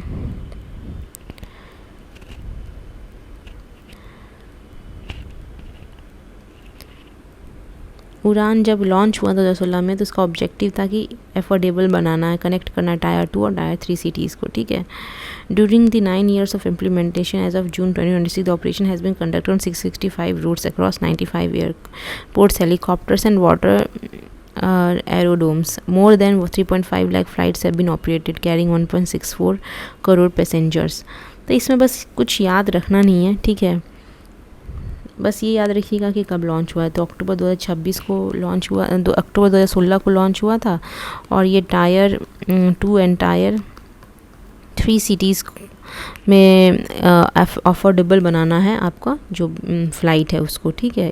एयर ट्रैवल को अफोर्डेबल बनाना है, ओके। बस ये याद रखिए, और कुछ इंपॉर्टेंट नहीं है इसमें। Motion against Om Birla and Gyanesh Kumar, ये इम्पोर्टेंट टॉपिक है। ओके, तो ये आपका इसमें देखिए ओम बिरला जी जो थे उनके लिए, उनके अगेंस्ट जो है नो कॉन्फिडेंस मोशन लाया गया, ठीक है, जो कि रिजेक्ट किया गया लोकसभा के द्वारा। उसमें 42 मेंबर्स ऑफ पार्लियामेंट पार्टिसिपेट किए थे in the debate from both treasury and opposition benches, है ना। अब the notice for impeachment against chief election commissioner जो हैं ज्ञानेश कुमार, उनके लिए भी लाया गया, है ना। उसको भी रिफ्यूज़ किया गया लोकसभा स्पीकर के द्वारा और राज्यसभा चेयरमैन के द्वारा। आपका जो अब ये देखिए आर्टिकल 94, ठीक है, ये इम्पॉर्टेंट आर्टिकल है। तो ये आपका रिमूवल ऑफ स्पीकर का कॉन्स्टिट्यूशनल प्रोविज़न जो है वो कंटेन करता है, ठीक है। और एक है आर्टिकल 94C, तो स्पीकर में भी remove pass by the majority of all the then member of the Lok Sabha, ठीक है। तो ये आपका इफ़ेक्टिव मेजॉरिटी है, ठीक है। इफ़ेक्टिव मेजॉरिटी के तहत हम जो है क्या कर सकते हैं, लोकसभा स्पीकर को रिमूव कर सकते हैं, लेकिन हमको उसके लिए 14 डेज़ नोटिस देना होगा, ठीक है। 14 डेज़ नोटिस देना होगा। और जब ये उनके बारे में रिमूवल की बात चल रही होगी तब उस समय में वो वोट नहीं कर सकते हैं, ठीक है, और ना ही वो प्रिसाइड कर सकते हैं, जो कि आर्टिकल 96 में मेंशन है कि he can't preside the session when the motion against removal of him is under consideration. Okay, ये आर्टिकल 96 याद रखिएगा, 94 याद रखिएगा कि इसमें उनका कॉन्स्टिट्यूशनल प्रोविज़न दिया हुआ रिमूवल का स्पीकर का। 94C में स्पीकर को रिमूव किया जा सकता है resolution pass by the majority of all the then member of the Lok Sabha. But सारा उस रिजोल्यूशन को मूव करने के लिए हमें 14 डे पहले नोटिस देना होगा, ठीक है। तो आपका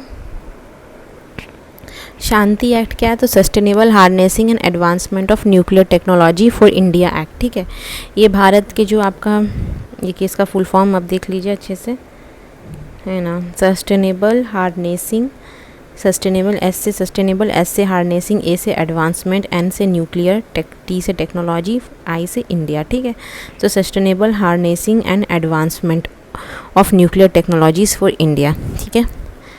अब ये भारत के न्यूक्लियर सेक्टर को मॉडर्नाइज़ करना है इसको, ठीक है। लीगल फ्रेमवर्क को एक जगह कंसोलिडेट करने वाला सबसे बड़ा ये रिफॉर्म है, ठीक है। जितना भी लीगल फ्रेमवर्क है सबको कंसोलिडेट करके न्यूक्लियर सेक्टर से रिलेटेड उसको एक मतलब इसको एक सारे भी जितने भी भारत के न्यूक्लियर सेक्टर को मॉडर्नाइज़ करना या लीगल फ्रेमवर्क को एक जगह कंसोलिडेट करना है, ठीक है। इसका ये मेन ऑब्जेक्टिव है। जो भी भारत के पुराने न्यूक्लियर लॉज हैं उसको रिप्लेस करना, ताकि जो भी क्लीन एनर्जी ट्रांजिशन का स्पीड है उसको और बढ़ावा मिल सके, प्राइवेट सेक्टर का पार्टिसिपेशन हो सके, ठीक है। तो प्राइवेट सेक्टर पार्टिसिपेशन, ओके। फिर आपका क्लीन एनर्जी ट्रांजिशन के स्पीड को बढ़ाना, ठीक है। फिर टारगेट है इसका टारगेट क्या है कि 2047 तक भारत की न्यूक्लियर पावर कैपेसिटी को 100 गीगावाट तक पहुंचाना है। कितना? न्यूक्लियर पावर कैपेसिटी को 100 गीगावाट तक 2047 तक, ठीक है।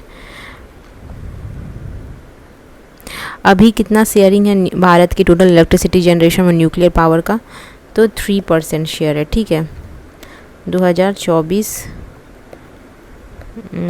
आपका 2024-25 में 3% शेयर है इलेक्ट्रिसिटी कंट्रीब्यूशन में, ठीक है। इलेक्ट्रिसिटी कंट्रीब्यूशन में, ओके। और इंस्टॉल्ड कैपेसिटी कितना है, तो 8.78 गीगावाट है, ठीक है। और आपका मिड टर्म टारगेट कितना है, तो 2031-32 तक 22.38 गीगावाट है, ठीक है। 2031-32 तक। अब प्राइवेट सेक्टर पार्टिसिपेशन में क्या अलाउड है क्या नहीं अलाउड है, तो प्राइवेट सेक्टर क्या क्या कर सकते हैं, ठीक है। जो कि एक्सक्लूसिवली परमिट एरिया में आता है इनके, ठीक है। तो न्यूक्लियर पावर ऑपरेशन करना, ठीक है। तो पहला तो ये है nuclear plant operation, nuclear power generation, है ना, इक्विपमेंट मैन्युफैक्चरिंग, फिर सेलेक्टेड फ्यूल फैब्रिकेशन एक्टिविटी, है ना, सेलेक्टेड फ्यूल फैब्रिकेशन एक्टिविटीज़, जिसमें जैसे कि आपका यूरेनियम 235 है तो उसका कन्वर्जन रिफाइनिंग या नॉन सेंसिटिव थ्रेशोल्ड तक इनरिचमेंट कर सकते हैं, ठीक है। सेलेक्टेड फ्यूल फैब्रिकेशन एक्टिविटी कर सकते हैं। फिर आपका हेल्थ हो गया, एग्रीकल्चर हो गया, इंडस्ट्री हो गया या रिसर्च हो गया, उसमें आप न्यूक्लियर रेडिएशन टेक्नोलॉजी का पीसफुल एप्लीकेशन कर सकते हैं। न्यूक्लियर टेक्नोलॉजी का peaceful application, okay. Limited research या डेवलपमेंट के लिए लाइसेंसिंग एग्जेम्पशन है, ठीक है। तो ये आप लिमिटेड रिसर्च कर सकते हैं, लिमिटेड R&D, है ना, इसमें आपका एग्जामिशन है, लाइसेंस, ठीक है। फिर क्या प्राइवेट सेक्टर नहीं कर सकता, ये देखिए आपका MCQ बन सकता है, क्या प्राइवेट सेक्टर नहीं कर सकता है। तो प्राइवेट सेक्टर आपका सेंसिटिव फ्यूल साइकिल या strategic activity exclusively centrally government या होली ओन्ड गवर्नमेंट इंस्ट्रक्शन के पास ही रखा गया है, ठीक है। कि जैसे सेंसिटिव फ्यूल है, अगर आपका सेंसिटिव फ्यूल है ना, ये आपका स्ट्रैटेजिक एक्टिविटी है, सेंसिटिव फ्यूल का फ्यूल साइकिल या स्ट्रैटेजिक एक्टिविटी, ये सारा सेंट्रल गवर्नमेंट खुद के पास रखी है, सेंट्रल गवर्नमेंट ओन्ड है, ठीक है। फिर आइसोटोपिक सेपरेशन, है ना, isotopic separation and high enrichment, ये सब टर्म आपको दिख जाए MCQ में तो ये आपको पता चल जाएगा कि ये आपका सेंट्रल गवर्नमेंट के अंदर है, ठीक है। तो प्रिस्क्राइब रेडियो एक्टिव सब्सटेंसेस की इनरिचमेंट करना या आइसोटोपिक सेपरेशन करना, ये सारा नहीं है। स्पेंट फ्यूल मैनेजमेंट, रीप्रोसेसिंग, जैसे कि रीप्रोसेसिंग, रिसाइकलिंग या फिर रेडियो न्यूक्लाइड सेपरेशन, है ना, या हाई लेवल वेस्ट हैंडलिंग, या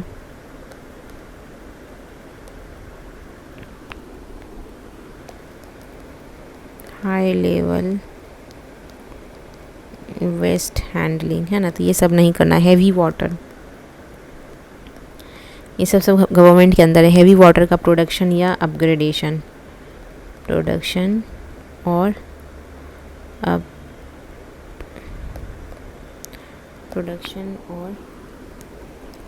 अपग्रेडेशन, ओके। तो ये सब गवर्नमेंट के अंदर है। तो आपका जो भी आइसोटोपिक सेपरेशन हुआ, फ्यूल मैनेजमेंट हुआ, reprocessing, recycling, radio nuclide separation, isotopic separation, sensitive fuel cycling, है ना, स्ट्रैटेजिक एक्टिविटी जितनी भी है तो सब गवर्नमेंट करेंगे, ठीक है। की डिस्प्यूट रिड्रेसल अब है इसमें, ठीक है। तो इसमें देखो आपका एक atomic energy redressal advisory council बनाया गया है, जो न्यूक्लियर एक्टिविटी से जुड़े जितने भी डिस्प्यूट हैं उसको स्पीडी रिड्रेसल करेगी, ठीक है। फिर न्यूक्लियर डैमेज क्लेम्स कमीशन बनाया गया है, न्यूक्लियर डैमेज क्लेम्स कमीशन, जो कि आपका सीवियर न्यूक्लियर डैमेज है उनके टाइमली एडजुडिकेशन या कंपनसेशन के लिए स्ट्रक्चर प्रोवाइड करता है। Exclusive acquisition right, specific notified cases में सेंट्रल गवर्नमेंट के पास एक्सक्लूसिव एक्विजिशन राइट्स होंगे, ठीक है।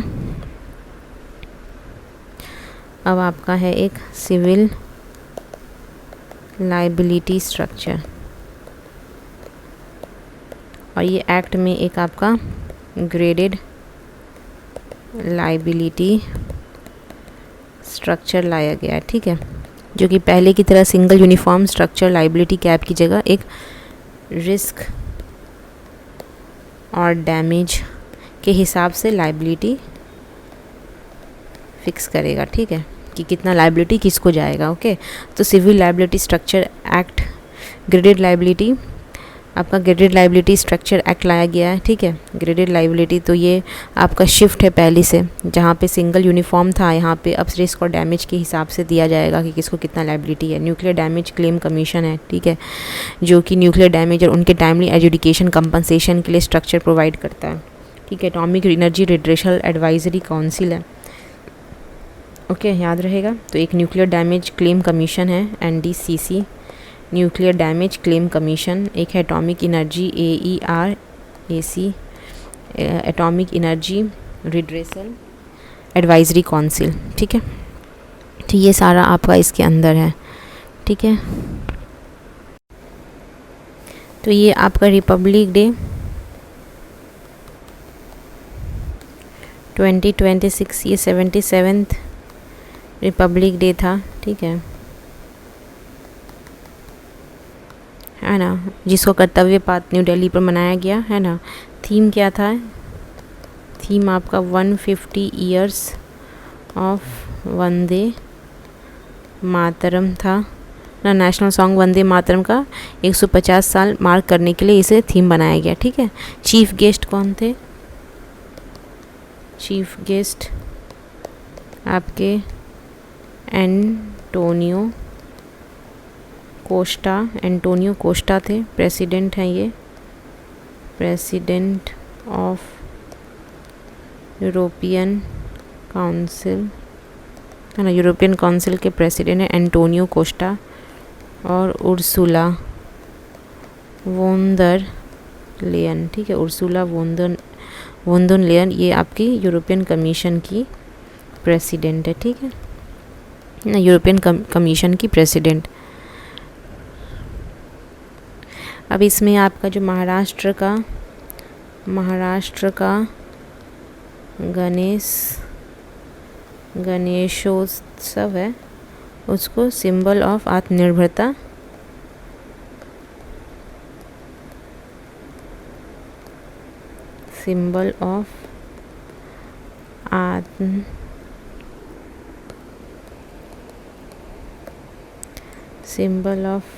आत्मनिर्भरता, ठीक है, ये डिनोट किया गया, इसको ये विनर था, ठीक है। तो ये बस इसमें इम्पोर्टेंट है और कुछ इम्पोर्टेंट है नहीं इसका, ठीक है। एक एंटोनियो कोस्टा जो कि काउंसिल है, यूरोपियन काउंसिल के प्रेसिडेंट है, और यूरोपियन कमीशन के president Ursula von der Leyen, ये दोनों आए थे, ठीक है। 77th रिपब्लिक डे था, जिसको थीम था 150 ईयर्स ऑफ वंदे मातरम। अब याद रहेगा, यूपी का जो बुंदेलखंड कल्चर हेरिटेज है, हाईलाइट किया गया था इसको along side the modern development initiative. तो यूपी का बुंदेलखंड कल्चरल हेरिटेज को हाईलाइट किया गया था, ठीक है। बस इतना ही इम्पोर्टेंट इसमें है, और तो कुछ ऐसा है नहीं, है ना। और हम देख लेते हैं क्या क्या। एक आपका भासिनी है, तो एक इम्पॉर्टेंट है हमारा SIR जो हुआ है, जिसको हम स्पेशल इंटेंसिव रिवीजन भी बोलते हैं, ठीक है। ये आपका आर्टिकल 324 के तहत इलेक्शन कमीशन ऑफ इंडिया जो है सेक्शन 21(3) ऑफ 1950 एक्ट के तहत आपका ऑर्डर कर सकती है SIR के लिए। 24 जून 2025 को ये आपका बिहार के लिए इशू किया गया था गाइडलाइन, ठीक है। और बिहार जो है पहला स्टेट बना, फर्स्ट स्टेट, जहाँ की एवरी पोलिंग स्टेशन पे 1200 से कम लोग वोट देने आए थे, क्योंकि पोलिंग स्टेशन जो है बढ़ा दिया था, 12,817 न्यू पोलिंग स्टेशन खोला गया था, ठीक है। तो अब जाके जो स्टेशन से हो गए थे पोलिंग स्टेशन टोटल 90,712 हो गए थे, ठीक है। तो ये हो गया इम्पोर्टेंट इस SIR का। फिर एक स्वच्छ सर्वेक्षण 2024-25 आया था, ठीक है, स्वच्छ सर्वेक्षण। अब हम पीछे से देख रहे हैं, ठीक है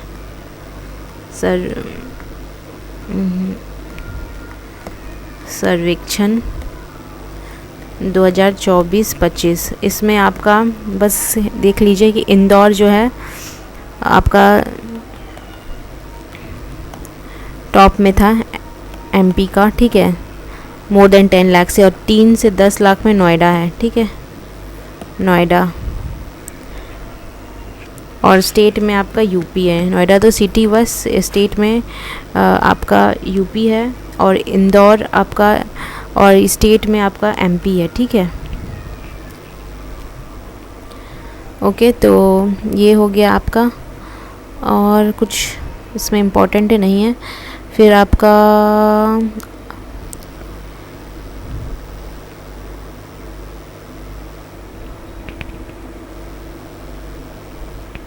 और कुछ नहीं है इसमें। स्वच्छ वायु सर्वेक्षण फिर 2025 का, ये इम्पोर्टेंट है आपका, ठीक है, ये याद रखिएगा, वो नहीं। स्वच्छ वायु सर्वेक्षण 2025 का, इसमें आपका इंदौर है, ठीक है, सेम, और अमरावती है, ठीक है, अमरावती, ठीक है ना, महाराष्ट्र का। तो ये याद रखिएगा, ये आपका 3 लाख के पॉपुलेशन के अंदर वाला है, और ये आपका एवो 1 मिलियन पॉपुलेशन है ना, इंदौर जो आएगा आपका, ठीक है। और वाइस प्रेसिडेंट का इलेक्शन हुआ था वीपी का, ठीक है, जिसमें कि आपको पता है कि सीपी राधा कृष्णन जो थे वो जीते थे, और किसको हराए थे, जस्टिस बी सुदर्शन रेड्डी को, ठीक है, जो कि सुप्रीम कोर्ट के फॉर्मर जज भी रह चुके हैं। और कुछ फिर नेशनल इंस्टीट्यूट का NIRF का रैंकिंग आया था, ठीक है, नेशनल इंस्टीट्यूशनल रैंकिंग फ्रेमवर्क, ठीक है, नेशनल इंस्टीट्यूशनल रैंकिंग फ्रेमवर्क। इसमें आपका IIT Madras as always top पे था, ठीक है, ओवरऑल में, और ISC बेंगलोर आपका यूनिवर्सिटी के कैटेगरी में, ठीक है। फिर आपका इंडिया का पहला दुगोंग कंजर्वेशन रिजर्व जो है, फर्स्ट दुगोंग कंजर्वेशन रिजर्व आपका कहाँ है, तो पाल्क बे तमिलनाडु में है, और इसको IUCN रेड लिस्ट में आपका वल्नरेबल टू एक्सटिंक्शन कैटेगरी में डाला गया है, ठीक है। फिर PM सेतु इनिशिएटिव है, PM सेतु ना, PM सेतु में ये आपका प्रधान मंत्री skilling and employability transformation through upgraded ITIs, ठीक है। तो जो भी आपका इंडस्ट्रियल ट्रेनिंग इंस्टीट्यूट है उसको अपग्रेड करना है, तो आपका 1000 गवर्नमेंट ITIs है जिसको अपग्रेड करना है, तो यही है इम्पोर्टेंट इसमें, और तो कुछ है नहीं। और फिर आपका एक हुआ था flag hosting Ram temple Ayodhya में, ठीक है, फ्लैग होस्टिंग है ना राम टेम्पल अयोध्या में, जिसमें कि आपका फ्लैग डिज़ाइन के बारे में बात किया गया है, जो कि राइट एंगल्ड ट्रायंगुलर है, ठीक है। इसमें ज़्यादा ये बस याद रखिएगा कि कोवी दारा ट्री है इसमें एक बना हुआ, कोवी दारा ट्री ये एंशियंट विजडम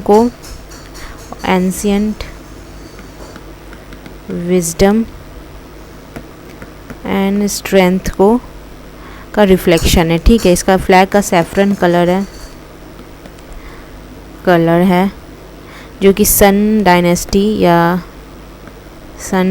या सूर्य वंश को रिफ्लेक्ट करता है, सूर्य वंश को, और ये आपका रिफ्लेक्ट करता है राम राज्य को, ठीक है।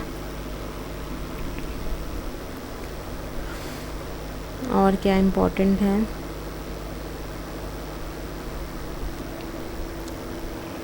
तो एक सुप्रीम कोर्ट का प्रेसिडेंशियल रेफरेंसेस के बारे में आर्टिकल 143 के बारे में बात किया गया है, ठीक है।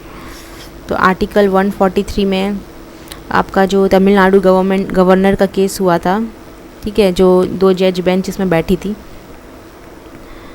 तमिलनाडु का गवर्नर वाला जो केस था, ठीक है। तो इसमें 2 जज बेंच थे, 2 जज बेंच।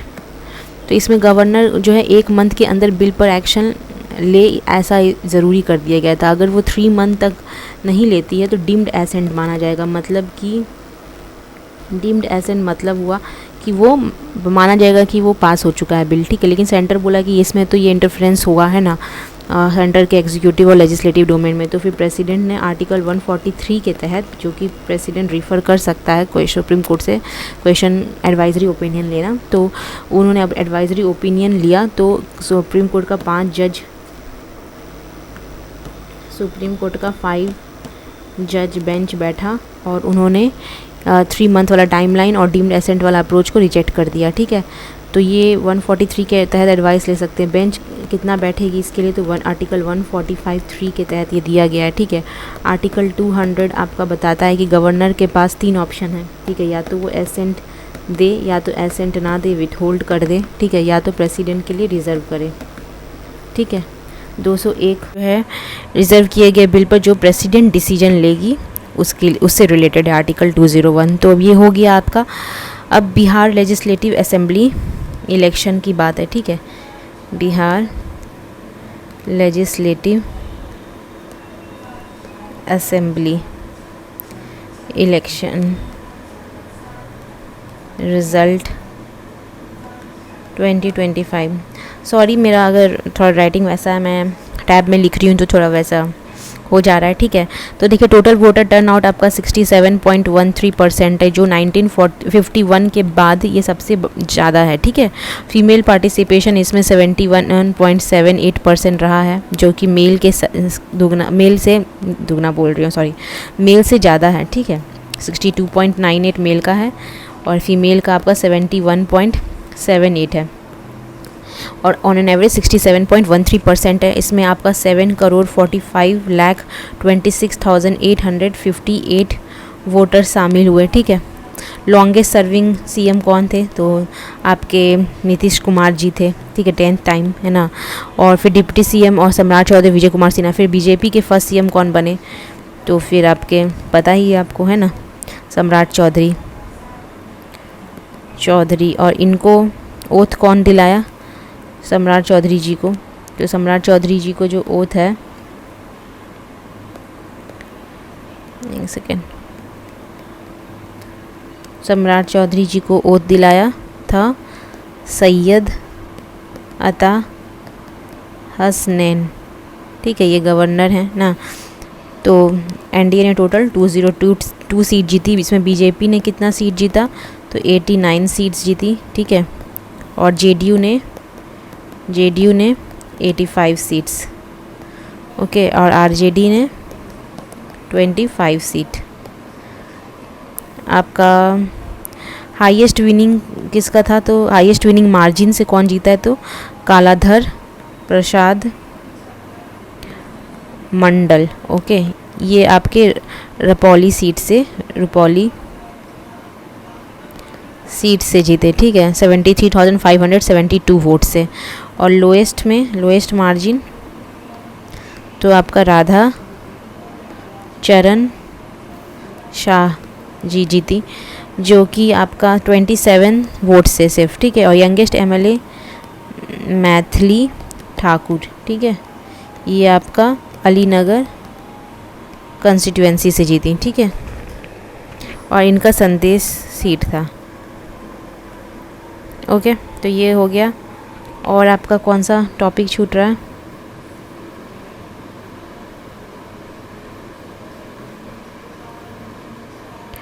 और हाँ, वीबीजी रामजी एक्ट, ठीक है, वीबीजी रामजी एक्ट 2025, ये इम्पॉर्टेंट है, ठीक है।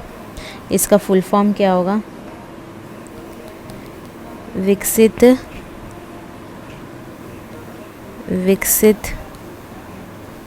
भारत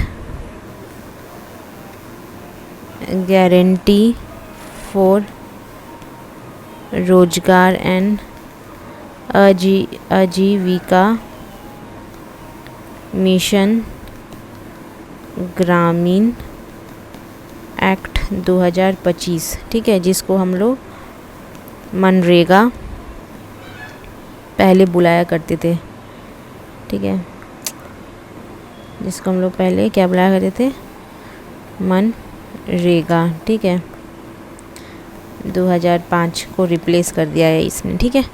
अब इसमें अब 125 डेज़ का 125 डेज़ पर फाइनेंशियल ईयर, ठीक है, का गारंटी दिया जाएगा काम का, है ना। पहले 100 डेज़ का हुआ करता था। फिर इसमें आपका मैक्सिमम 60 डेज़ का सीजनल पॉज है ना। सीजनल पॉज मतलब आपका कि आप जो भी सोविंग या हार्वेस्टिंग के टाइम पे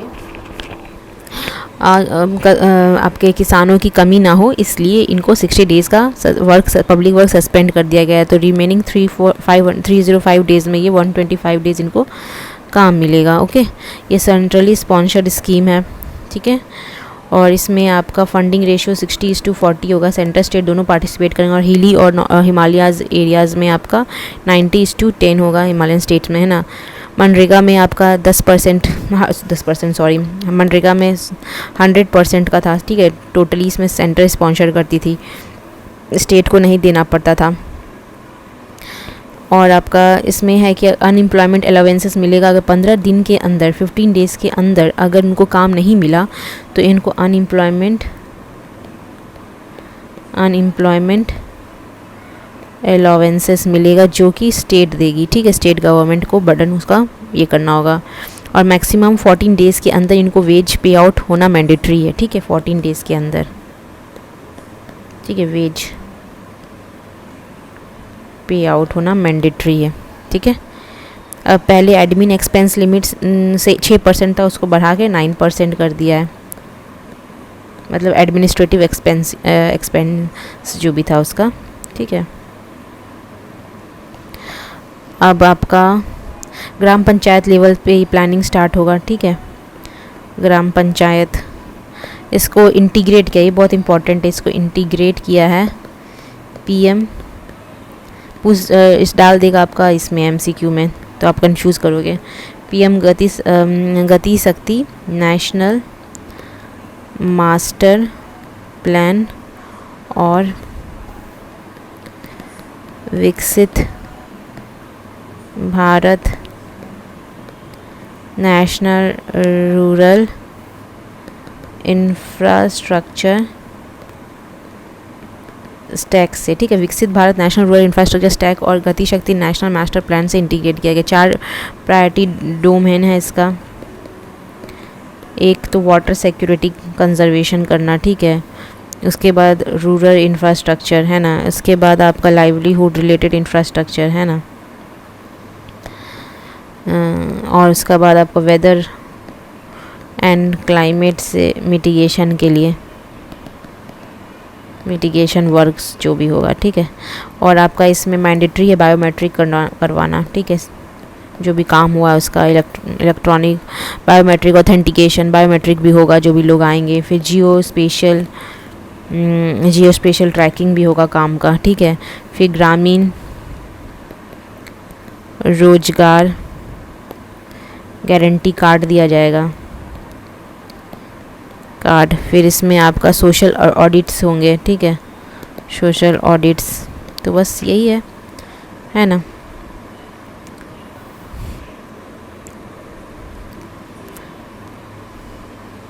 पीएम सेतु बताया मैंने, तो पीएम सेतु है एक इम्पॉर्टेंट, ठीक है। ये देख लीजिए, पीएम सेतु आपका है सेंट्रली स्पॉन्सर्ड स्कीम है। इसका फुल फॉर्म है प्रधान मंत्री skilling and employability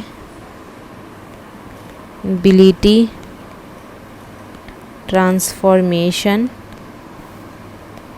through upgraded ITIs, ठीक है, जिसमें कि आपका 60,000 करोड़ इसका बजट है, 60,000 करोड़ है ना। और इसमें सेंट्रल गवर्नमेंट 50% फंड करेगी और बाकी स्टेट गवर्नमेंट 33.33% और इंडस्ट्री का भी इसमें है 16.7%। आपका 1000 जो है गवर्नमेंट ITIs है उनको अपग्रेड करना है, बस ये है और तो कुछ नहीं है इसमें। ओके, तो ये हो गया हमारा। अब हम करेंगे शॉर्ट न्यूज़, ठीक है, नेक्स्ट लेक्चर में। तो थैंक यू गाइज़।